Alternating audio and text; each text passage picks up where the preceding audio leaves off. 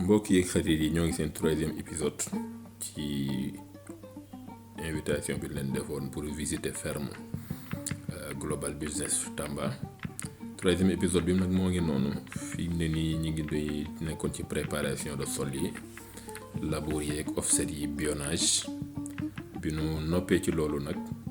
ci lañ waroon jublu ci installer système d'irrigation bi nu choisir.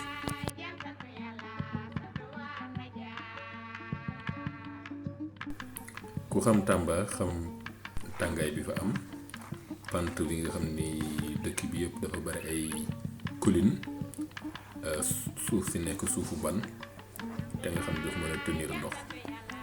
te loolu tamit boo boole ci étude bi nga xam ne defaloon ko client bi nga xam ne moom dafa bëggoon mettre en valeur rapidement surface bu mag bu jëm ci 50 hectares loolu nu ci pousse ba nga xam ne ñun ñu choisir ko defal ko benn système d'irrigation à l'arrêt wante de type semi-californien.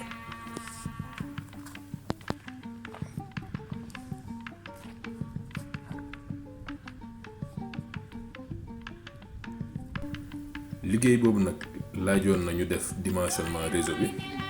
mën a xam ndox mi ban surface la war a couvrir ci ñaata temps d'irrigation lañ ko war a defee ak ban matériel moo ci war a dem. loolu bi ñu ko defee liggéey ba noppi ci lañu def installation réseau principal bi nga xam dañ ko suul ay tuyaux la ak réseau secondaire bi nga xam ne sortie yaa ngi noonu ngeen di gis bi ñu ko defee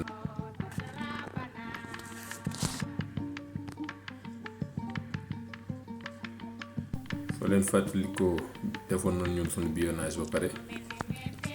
jóge ci loolu nag léegi mu defoon ñu connecté réseau bi nga xam ne installé nañ ko ba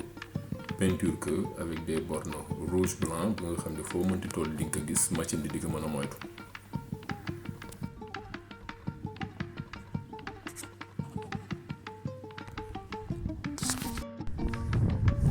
bi ñu noppee ci réseau souterrain bi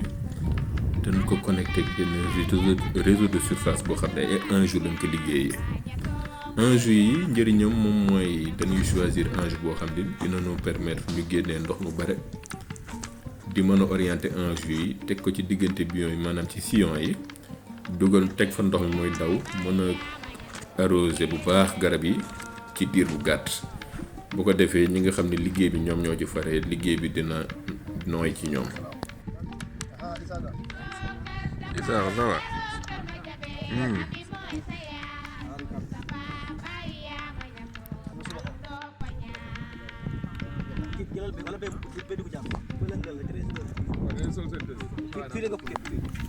ku liggéey système bi nag war a mën a former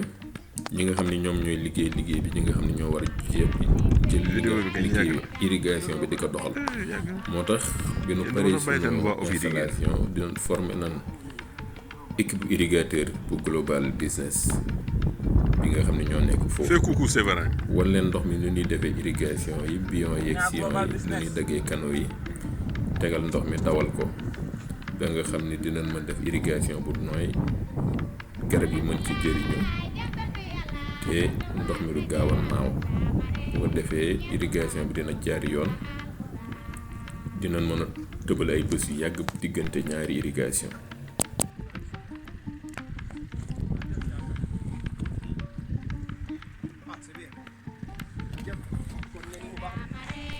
liggéey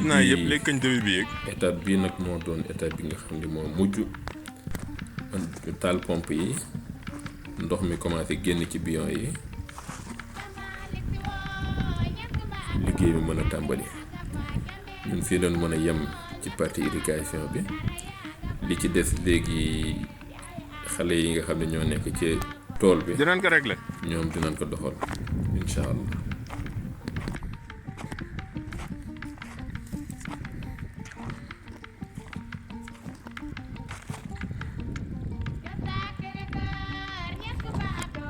kon fii leen yem ci mission bi